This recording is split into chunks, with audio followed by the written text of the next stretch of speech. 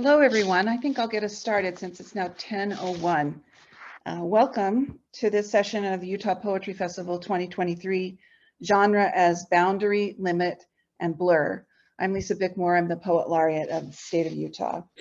Before I introduce the moderator of this panel, Michael Lavers, I want to acknowledge and give thanks to Utah Humanities and the Division of Arts and Museums who have provided funding for the festival. Thanks also to Salt Lake County Zoo, Arts and Parks for their underwriting of arts and humanities events, including this festival.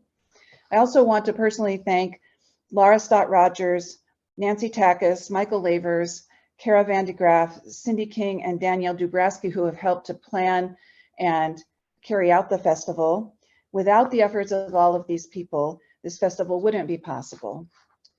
At the end of the panel, and perhaps even intermittently, we may have time to take questions. So please feel free to ask questions using the Q&A function.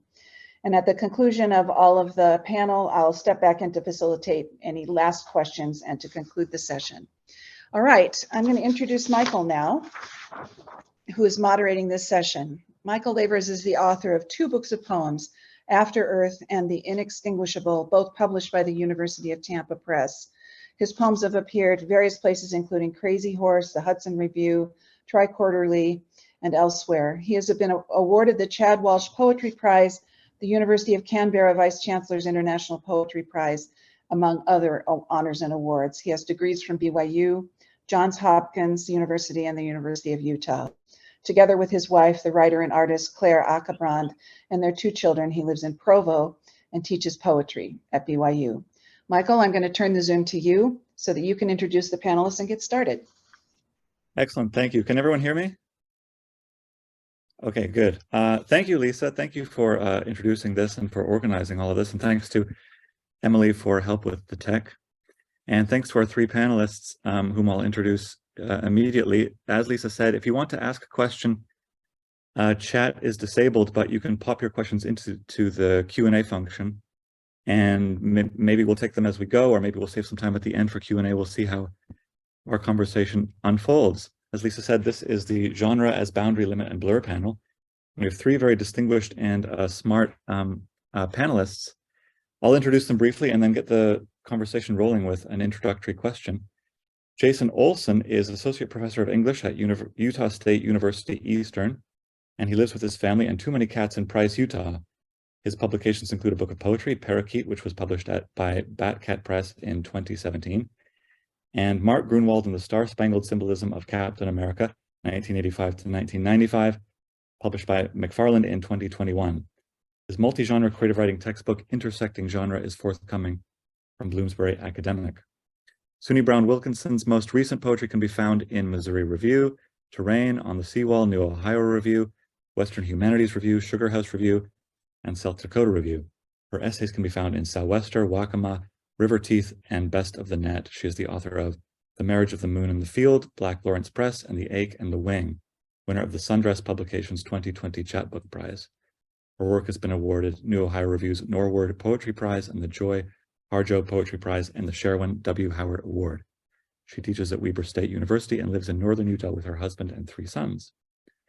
Lance Larson is the author of 5 poetry collections, most recently What the Body Knows. His awards include a Pushcart Prize and NEA Fellowship. He teaches at BYU and messes around with aphorisms, which many define as a kind of prose poem. A woman needs a man the way a manatee needs a glockenspiel. In 2017, he completed a 5-year appointment as Utah's Poet Laureate.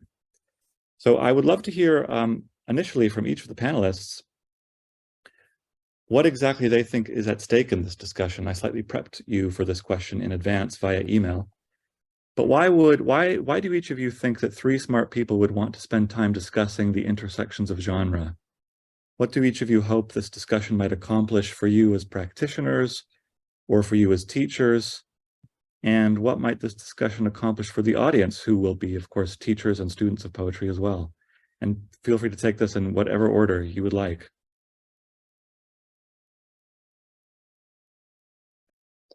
I'll take a stab at it, I suppose. From a writerly perspective, I think the prose poem represents what we might call an in-between place the DMZ, let's say, between North Korea and South Korea, where the flora and fauna flourish. For whatever reason, poets and other writers look to it as a kind of liberator. Brian Evanson calls the prose poem a double agent, as it were. So by changing one rule, that is that you don't have lines, you don't break lines deliberately, I think writers are emboldened to experiment with content in ways that are kind of inexplicable. It's just a go-to place. Mark Strand once said that he wrote a collection of prose poems because they seemed easier.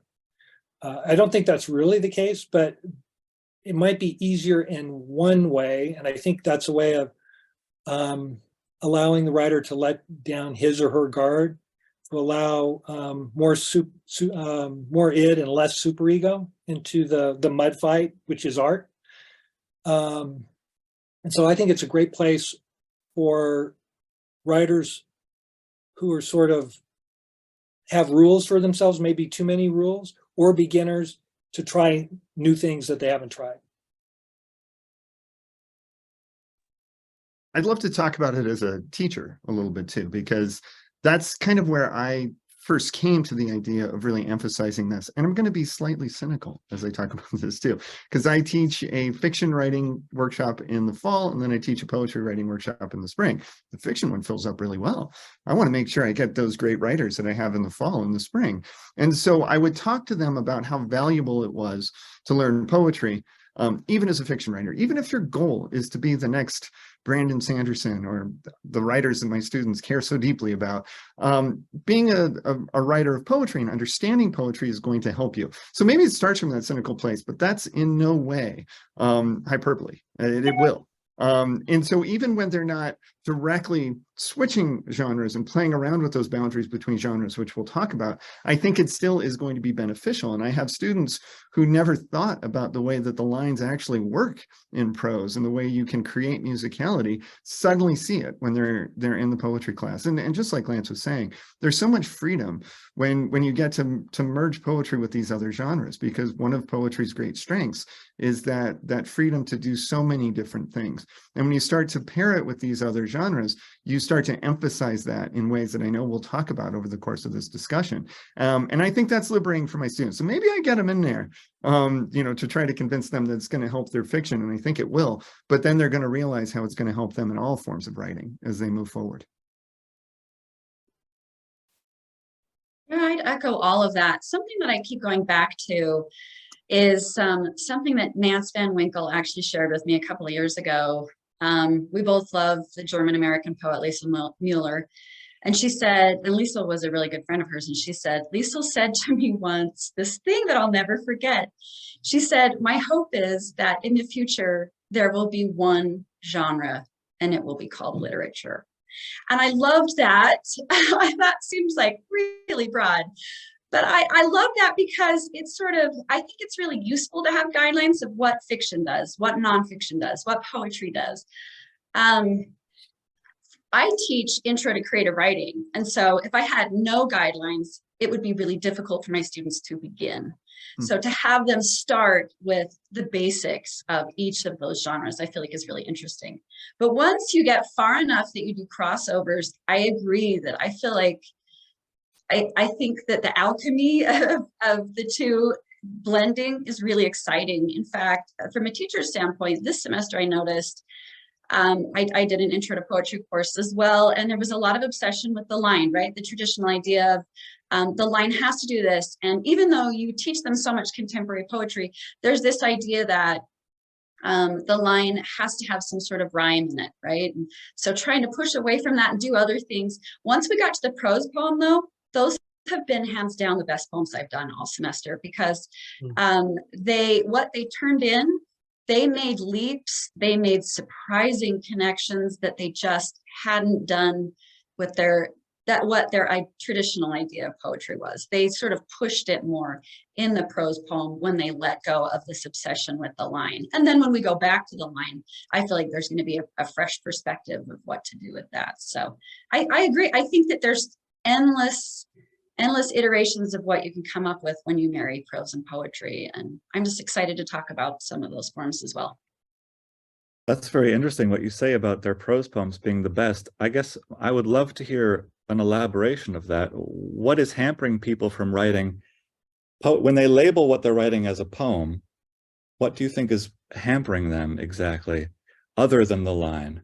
What kind of preconceptions or misapprehensions or misguided assumptions? I know things like the list, if we recast assignments and call them, well, just write a list, don't write a poem, write a list, you know, this can also be freeing. So what do you think is hampering people with this label poetry? I don't know if that's a productive question. Yeah, no, this is something that I've seen time and again. I'm interested in seeing what Jason and Lance have to say about this, but this sort of older notion of what a poem does, like it has to have a certain rhyme scheme and it has to have this sort of metrical quality, although there's not really a deep understanding of how to do that, right? But I love that they're playing with it. I think that the content of the poem, they haven't really gone deep with what's happening in the poem itself, a lot of them. And so taking the line away in the prose poem, I feel like a lot of them have done that. Like they've, and maybe it was the guidelines to the prose poem too. It was like some of the structure was laid out to say, please make specific leaps, right? Go back and forth in time, be in a dream and then suddenly be out of the dream, like make it jarring. And they went with it in a way that I hadn't quite seen them do before, because I think maybe they're more comfortable. Prose is really welcoming. So it was a place where they felt like they had already spent some time and they didn't have to navigate, stanza breaks and line breaks so much.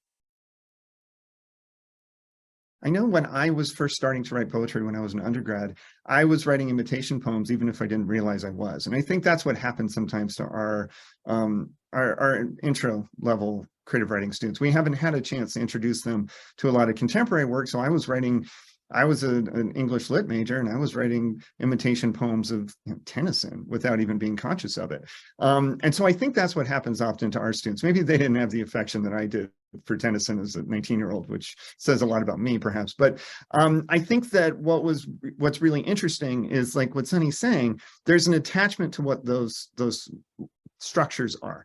And so poems are supposed to rhyme, and I will tell them, well, they don't have to.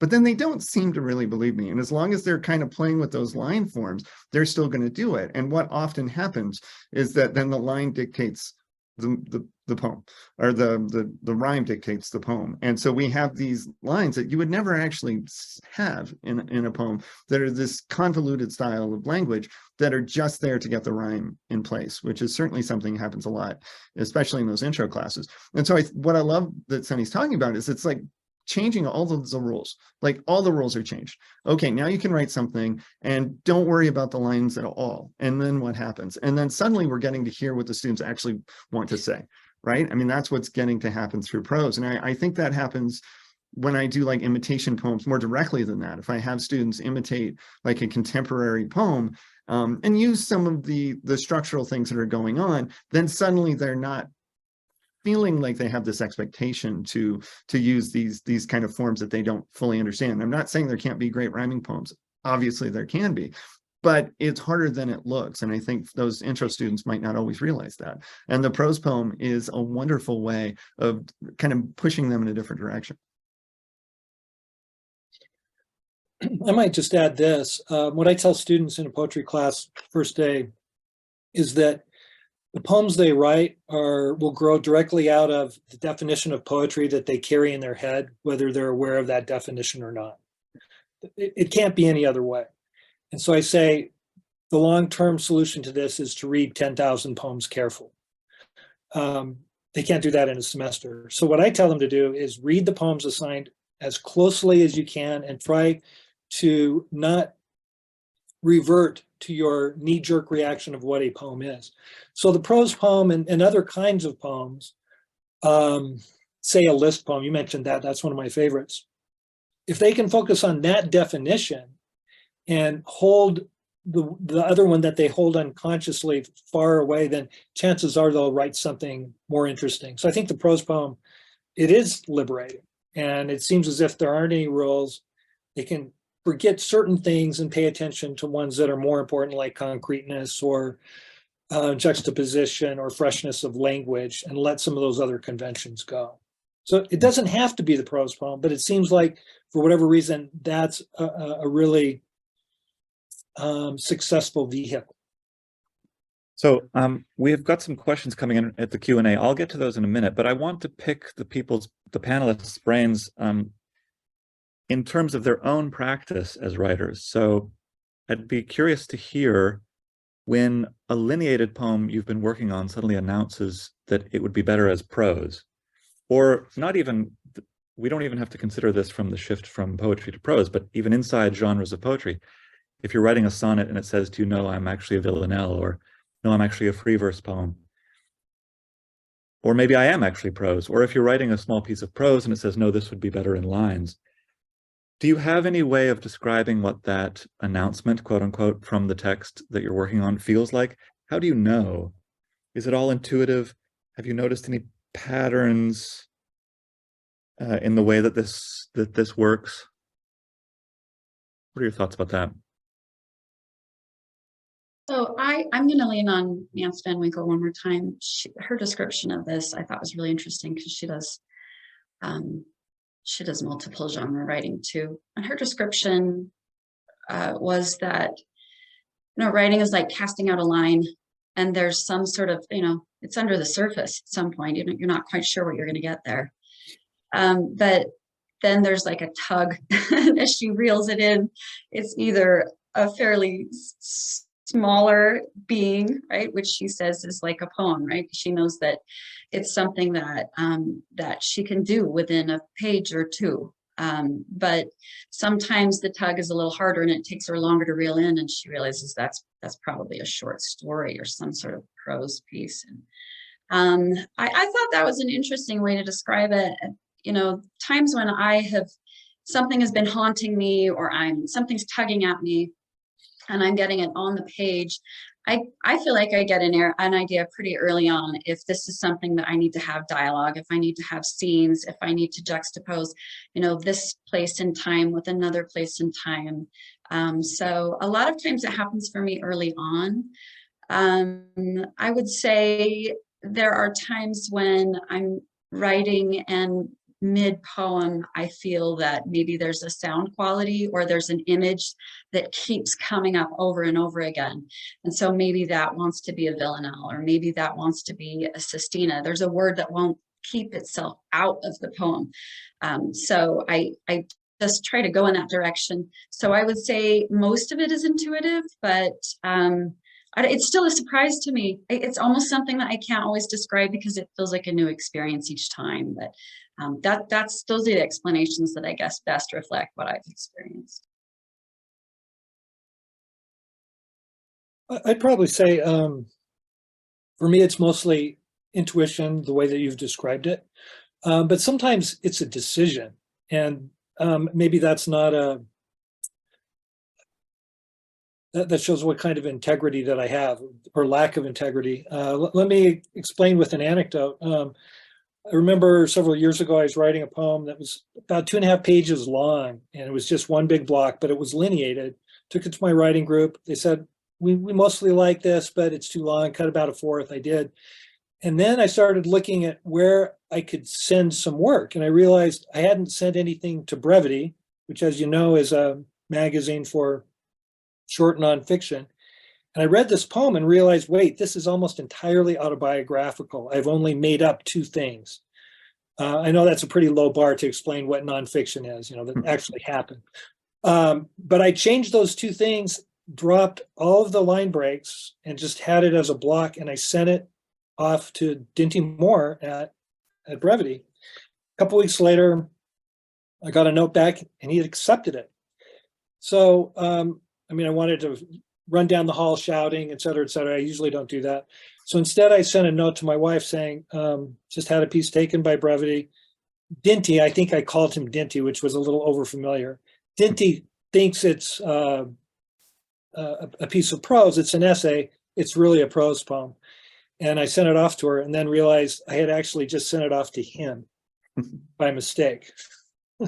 So I composed an instant mea culpa and said, well, it is an essay, but it's also a prose poem. and he didn't de-accept it or anything. Next time I had a book coming out, of course it was poetry, I took that thing that was a prose poem and decided, what would happen if I put more pressure on this and turned it into lineated work? And so I did that and published it as a lineated poem. Right now, I think that's the most successful iteration, but I think that one that was published in Brevity also kind of works. So partly it's just what you decide a thing is, and then you bump up against expectations and take advantage accordingly. Sometimes when I'm writing, I want to do things that are really outside the box. And I find the prose poem as a box that allows me to be a lot more experimental than other forms. I spent a lot of time going over prose poems over the last few years, reading tons of anthologies, and I was finding a variety of types, and there are no snowflakes, no two are alike, right? But there were a lot of different things that would happen. Some were very narrative in their short prose poems, and some were so experimental and foregoing any kind of consistency in syntax or punctuation or grammar. And I was fascinated by these because it's the structure of the prose poem that's kind of allowing them to make sense within that form. And so I'm finding that when I'm deciding that I want to write something and it feels like, well, this feels like something that is kind of defying the expectations of normal structure and some of the things I'm doing, and it's kind of experimental, let me put it into prose and let's see what I can do with it, because the prose format is going to make it feel a little more traditional, even if it's defying all sorts of rules within the structure of the prose. So I'm finding that when I want to write something that's a little more out there, I'm doing it in prose form, and it kind of is allowing me to get away with stuff that I don't know if I'd feel the same trying to get away with in lines. I want to remind the panelists that if they want to bring in any visual aids, to not be shy. You have the ability to share your screen. So if you feel like you have something that you would like to show the audience that would help you answer these questions, please feel free. I want to encourage you to do that. I want to go make sure we get answering people's questions. So this is from the Q&A. Anonymous attendee says, some of the most exciting literature I've read has been a mix of genre. Japanese Haibun, Margaret Rendell's Late Migrations, the novel Lincoln and the Bardo. What are some of your favorite reads that have blurred the lines? So I have a little slideshow, which I realize the word slideshow, I don't want it to like panic across your face, so I'll make it really quick. But they address exactly this, because I agree with this. So when I do my writing, this is what's interesting. I really either do poetry or essay. I actually don't write prose poems, but that's my favorite stuff to read. Are these where it muddies the waters, and I kind of try to get my bearings as I go along. So I'm going to try, oh dear, let's see. I'm going to try to, oh, here we go. Share my screen and let me know if you can see this. Yes, we can see. Are we it. good? Yeah. Okay. Just really quick, there were two, since the anonymous attendee mentioned this. So there are actually two Japanese forms that are my favorite that really cross prose and poetry. One of them is and forgive me if I mispronounce this, but Zuihitsu. And I have written one of these, and I think I want to write so many more. I just think they're fascinating. And there's a whole collection of them that I want to talk about. But they're described as consisting of loosely connected personal essays and fragmented ideas. And it's interesting that when this is the description, that they're sort of miniature essays threaded together, but they're usually published as poetry. Even in entire collections, they're considered a poetry collection. So just a very quick explanation or example. This one is called Poetic, now I can't see the title, something, Poetic Subjects, I think, by Rebecca Lindenberg. And she's got these blocks where they look like sort of micro essays. She's letting them spread out as if they were prose, and they're a collection. They're sort of odd, right? So it's almost the first stanza is more of a list. Then there's sort of this little rumination, this little fragment. And then there's this funny little anecdote about this moment she shares in a bar in West Salt Lake with a friend, and it's funny.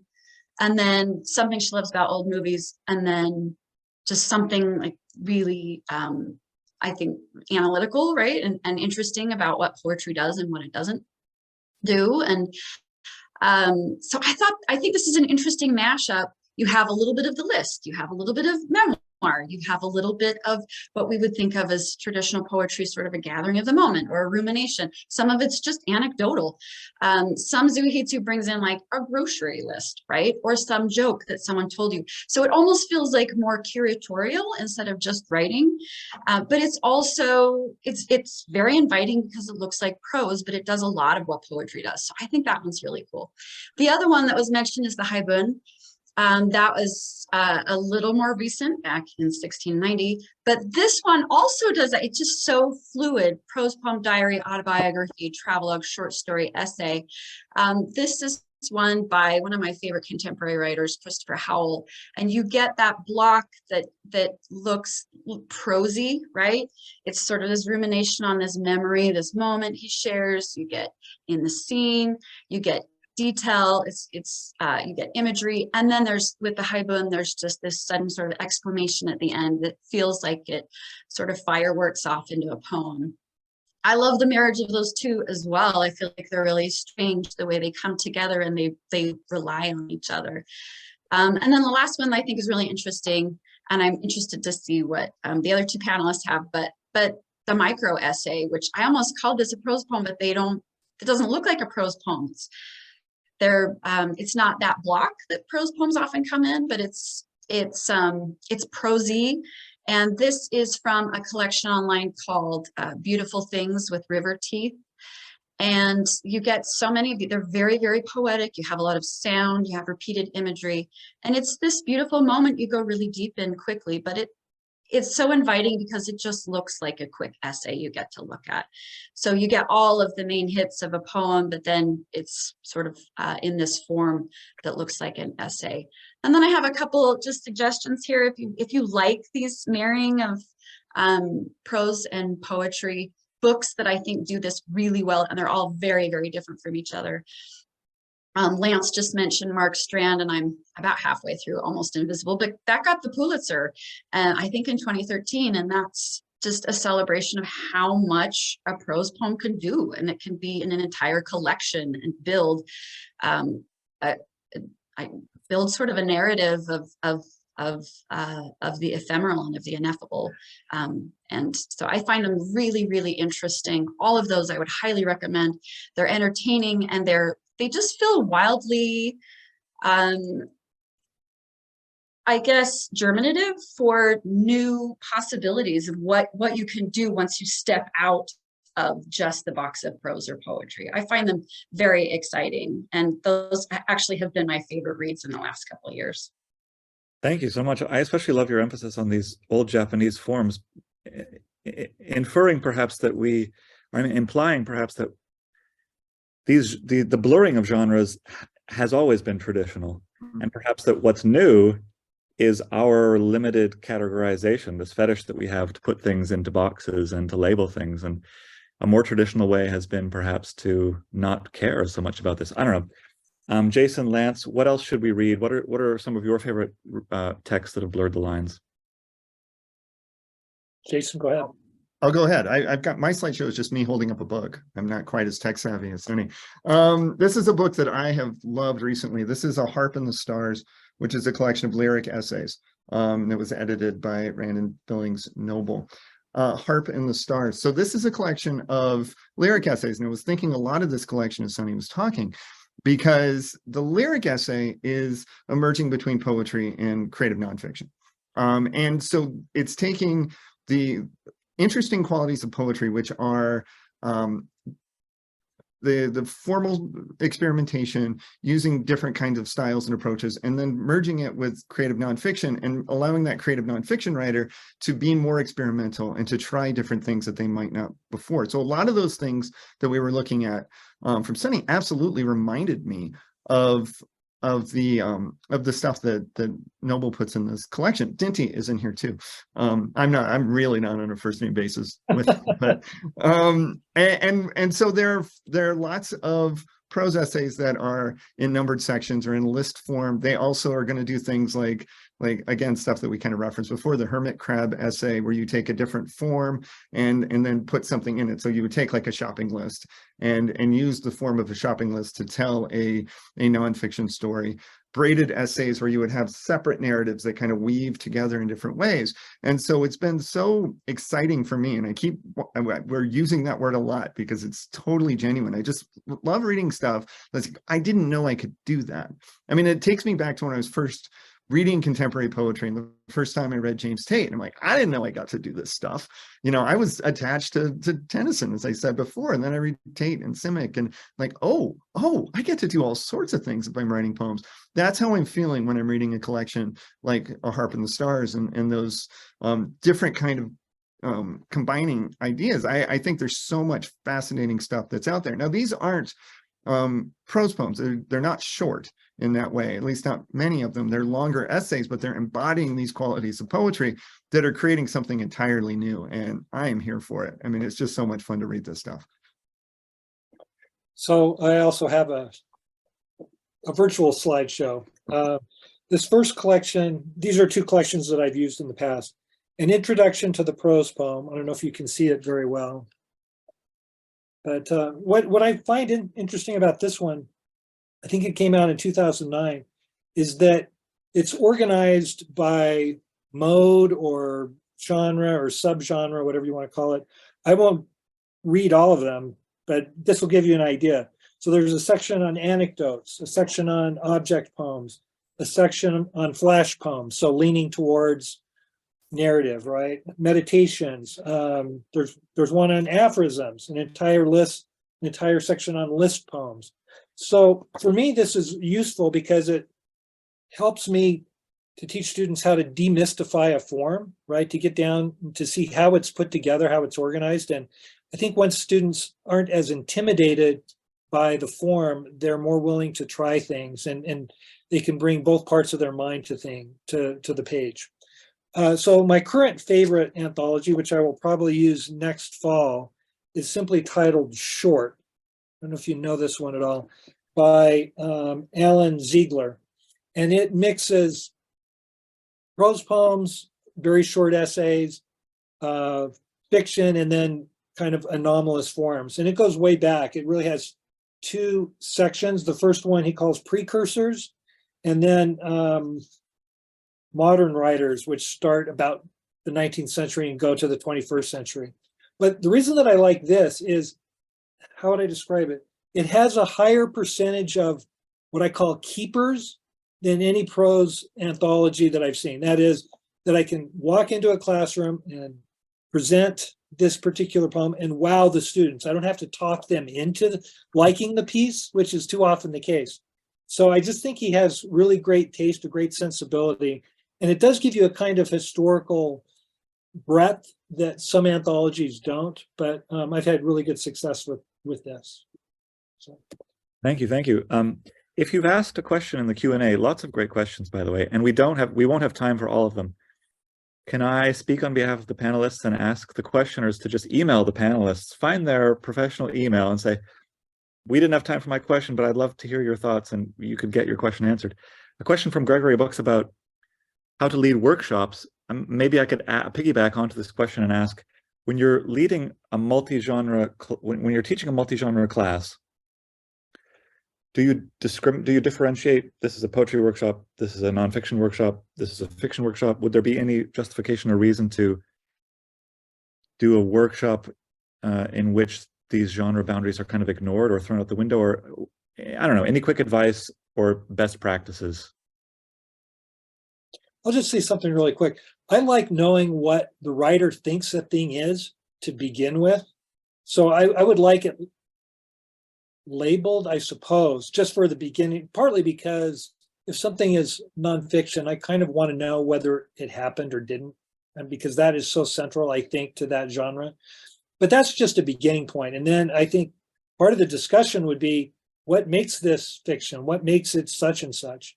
And then saying, what might we import from another genre to make this piece better? So I might start with those categories, but then blur them, ignore them, complicate them immediately.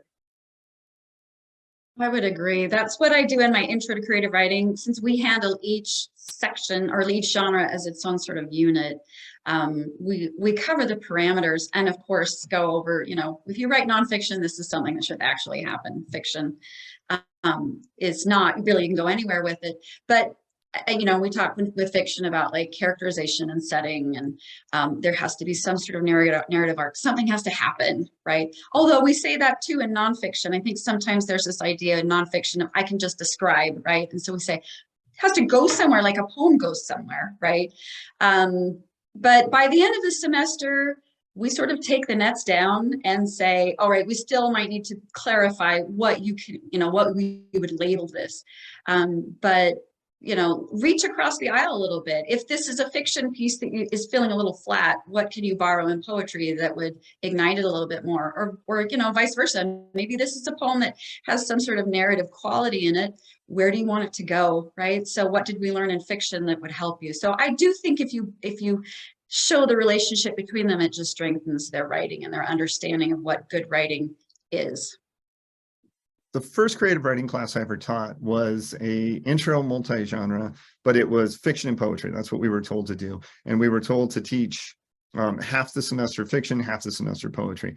And it became pretty clear early that this wasn't going to work because the relationship became sort of adversarial. There were the poets and there were the fiction writers, and they didn't really want to be in the other genre that much. And so I did this constantly trying to figure out how I could jump back and forth a little more. And when I was able to teach one later without those parameters attached, I kind of overcompensated. And I was open to everything and anything. And if you want to write a play, if you want to do nonfiction, just turn it in.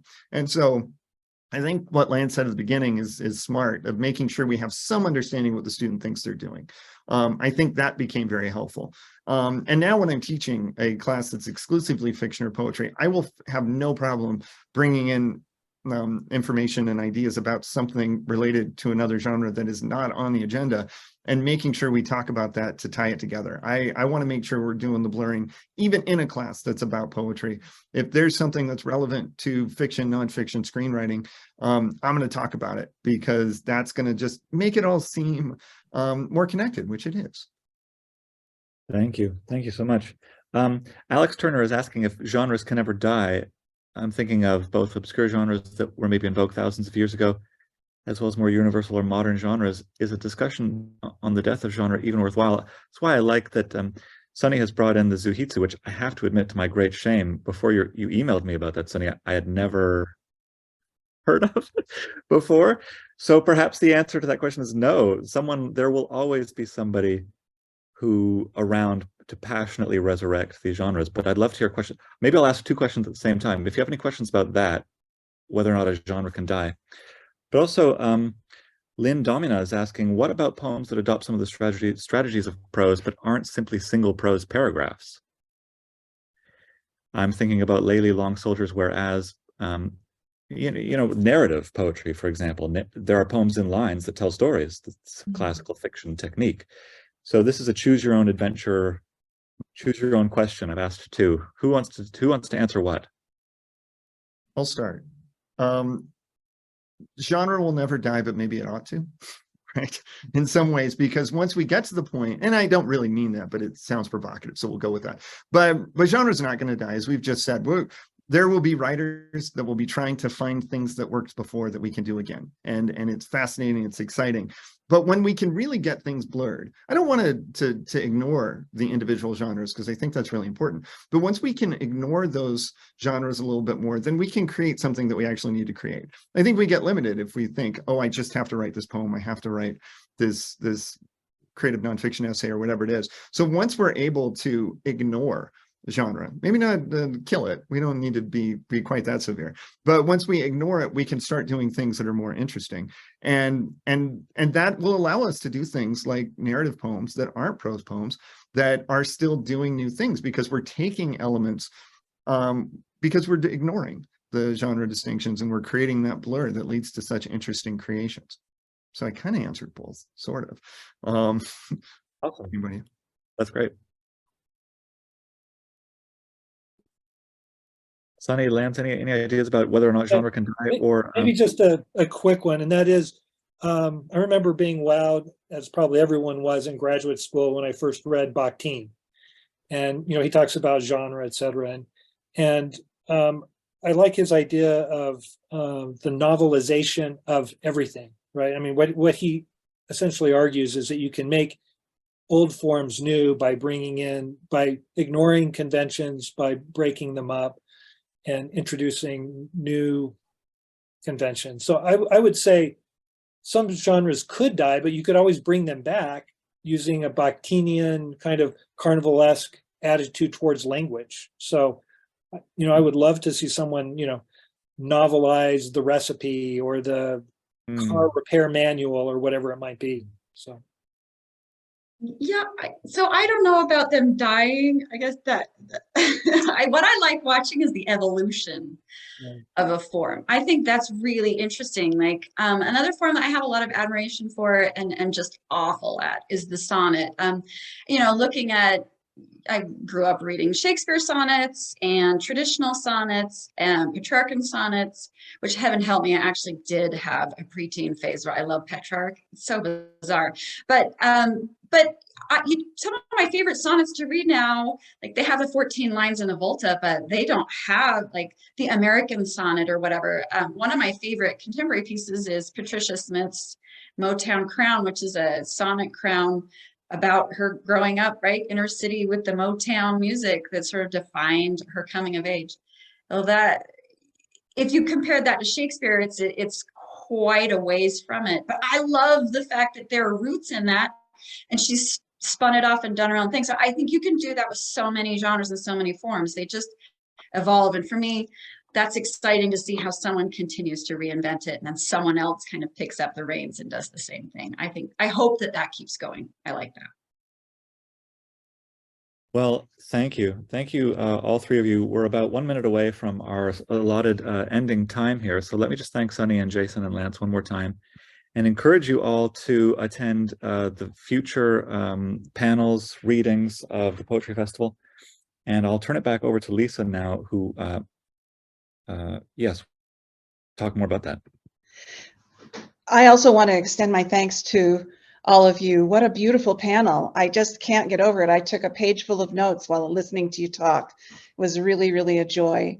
Thank you all for attending this panel. And I want to encourage you to come to the very next panel, which is Encountering the Wild. It starts at 11 o'clock. Michael, thank you for being such an able moderator. Thank you, Emily, for making our technology feel seamless. And thank you for your slideshows, both lifted from your desk and on the screen. That was fantastic. Thank you so much, everyone. Hope to see you at the next session. Thank you.